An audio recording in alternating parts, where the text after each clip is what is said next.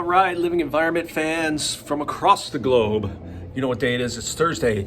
It's Hockey Jersey Thursday. And I'll be wearing a hockey jersey in class today and tell you a little bit about it in class. But yeah, we've been studying cellular respiration in all its glory, in all its fine detail. And yeah, that's been our topic this week. So let's do today's Bellringer. Then we'll have Ed puzzle, and then we're going to learn about mitochondrial Eve today.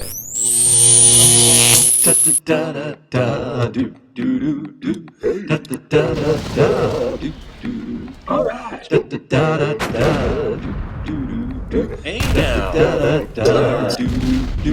Mr. Kovacs class. It's Mr. Kovacs class. You might learn a ton. It's Mr. Kovacs class. He's interested too. It's Mr. Kovacs class. And he's super cool. It's Mr. Kovacs class. Photosynthesis, they write the checks. Checks of glucose. Cellular respiration cashes the checks into usable energy, ATP. Cellular respiration happens in the mitochondrion. Mitochondria is plural.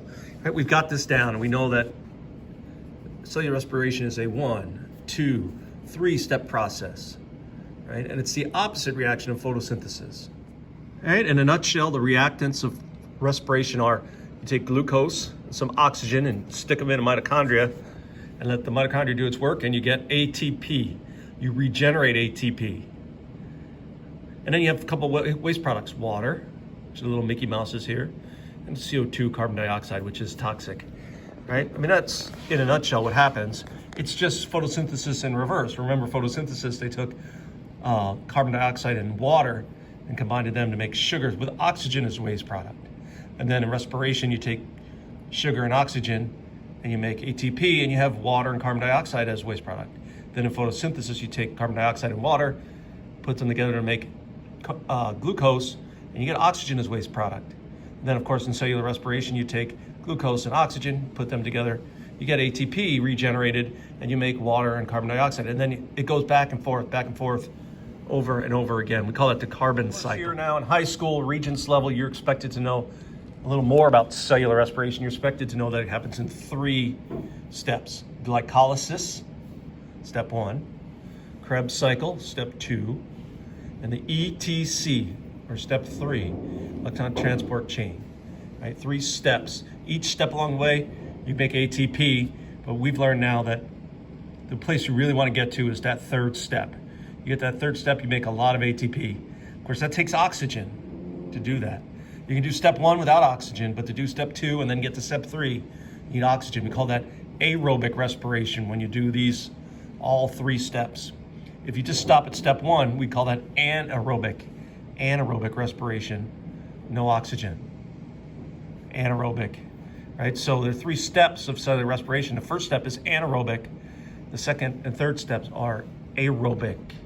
We've learned that the anaerobic, the no oxygen step, can be called fermentation. And it depends on what kind of organism you are, but you wind up making some extra waste products too, either lactic acid or ethanol, right? If you go aerobic, you do glycolysis, and then Krebs, and then the ETC.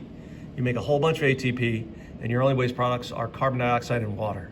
That's aerobic respiration. I've been studying this all week. By now you should know like the general formula for cellular respiration, which is, that's good, and you should know that there are 3 steps to cellular respiration. Step 1 is called, step 2 is called, and step 3 is called.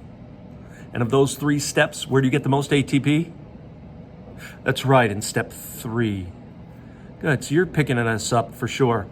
Today, we're going to talk about mitochondria. Mitochondria are cellular organelles that do respiration, and you're going to learn about someone named mitochondrial Eve. You're going to read about her.